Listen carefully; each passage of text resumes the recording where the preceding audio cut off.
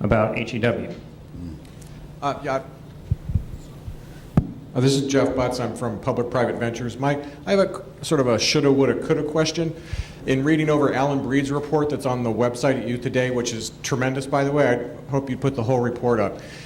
He was describing the developments that led up to OJJDP, so went through the 40s and 50s and 60s, under the theme of trying to coordinate federal efforts directed at juvenile justice. And it reminds me of a conversation I've had a lot over the last 8 years with people. Was this the right home for the juvenile justice program federally? Would it have been more protected had it been in HEW than HHS? So I know this is old news, but in moving to the future, there's always the tension between law enforcement and social services. And you could see that there's more legitimacy perhaps from the justice point of view having this in justice. But would the youth development, prevention, and service side of delinquency prevention be more protected politically if it was in a different agency? As I indicated earlier, that's sort of where my boss, Birch Bayh, and his allies started out in '71. But in all candor, we did oversight hearings of HEW efforts and Title 20 efforts and Social Security Act monies and that were helping to detain kids and so forth. Title 20 money that was helping to detain kids. And we didn't really find as much empathy there as the stereotype might suggest. And as the years went by, like 71, 2, 3, and 4, we became a little more neutral or balanced about where we thought the entity ought to be. Keep in mind, like the Runaway Youth Act, how hard, I mean, that's a no-brainer. We had the secretary and the president opposed to it. We had people arguing we were going to destroy families by making shelter facilities available to kids that were on the street and so forth. So I remember we had, Joan Wolfe did our interagency stuff in this new unit we created in the office. And we, for International Year of the Child, which is either, I think it started in '78, we wanted to put a little focus on incarcerated kids and status offenders, and the whole HEW establishment just overwhelmingly opposed it. The White House supported it, they opposed it. So. I was trying, where was it? Shay. And I'll come back to you. I think that this question is one that during the tenure I had at Justice, I probably asked myself, Jeff, a number of times. And that was probably in the best possible environment for OJJDP under an Attorney General who supported it. Is this question, is it the best place? Is it better at HHS or at Justice? And every time we deliberated, and John and I actually talked about this a few times, we always ended up that the best place was at Justice. And the reason for that was if you think about the kind of hope for symbiotic relationship between the offices that are at HHS, so you have the Family Services Bureau, you have the Children's Bureau, that the central focus, the anchor to OJJDP is its connection to the justice system. And if you put it at HHS, I think you'd lose that nexus over time that would always keep coming back to you being within OJP, within DOJ, that is tied to the courts, it's tied to law enforcement, all those partners that are inherent in the justice system. So I think it's a question actually that we should ask periodically, but it's one for me that always comes back to the fact that it's better off at Justice as a place where it will always be central focus, or not always. Sometimes it loses its focus. Yeah, going beyond the bureaucratic question, I guess, is the philosophical question, which is really, I think, what the essence of the debate that, at least when I was there, was all about. And that was, are you protecting children, or are you treating them as if they're actually felons, or are you treating them as felons?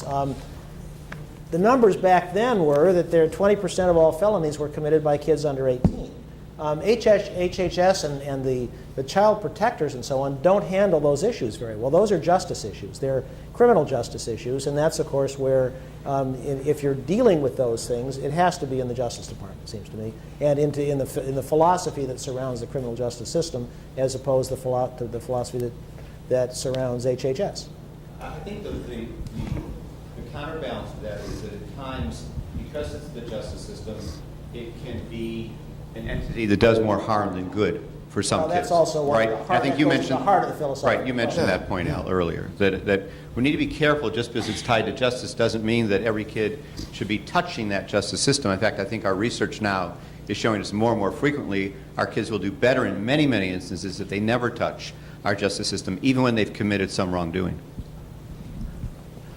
I'd just make an observation that I recall that the tension between DHHS and juvenile justice in the runaway area, and that the safety net was supposed to materialize so runaways would be handled in a separate system, and the antagonism that was very apparent because DHHS and that group did not want to be involved with law enforcement, didn't want to deal with law enforcement. They didn't want to have them around their system or their population. And I think subsequently that safety net has never really materialized. Not even say today, looking at the service delivery platform where you should be receiving funding and services out of Department of Health and Social Services, and looking at those funds, they're not forthcoming as we should see in the justice system. So there's still that chasm between the two disciplines, and there's some, I think, of some young people that come into us should be in that system. But by and large, I think we handle a population that needs this support from DHHS.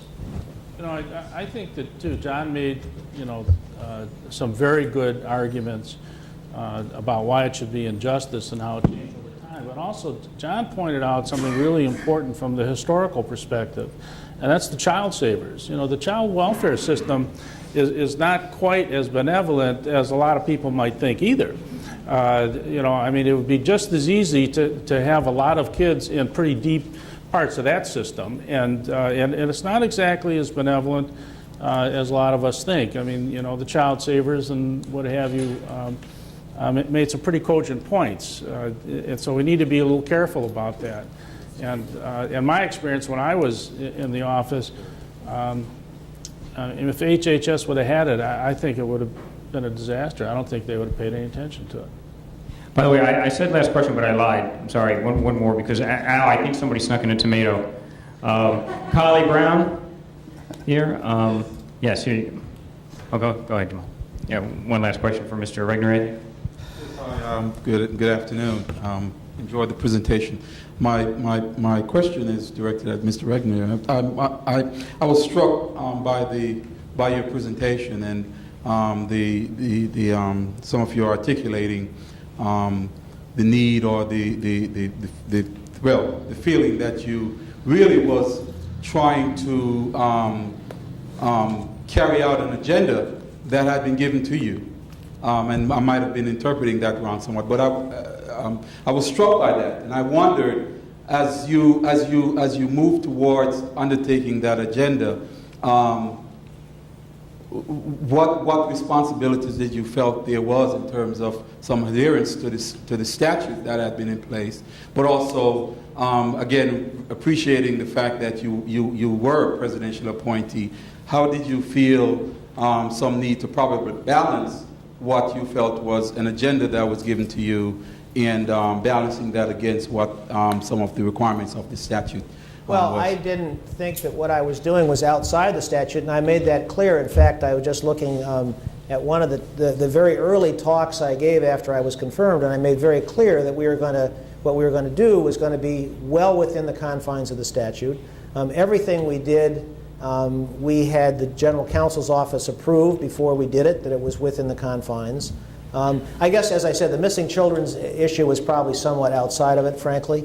Other than that, the grants, though, on all of the other juvenile justice issues were clearly authorized, I think, within the statute. And remember, the statute's pretty broad. I mean, it doesn't say specifically, as I recall, a lot of things that you can and cannot do. So I don't think there was really any divergence between the agenda and the statute, frankly.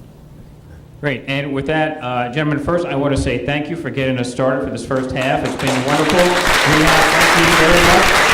We have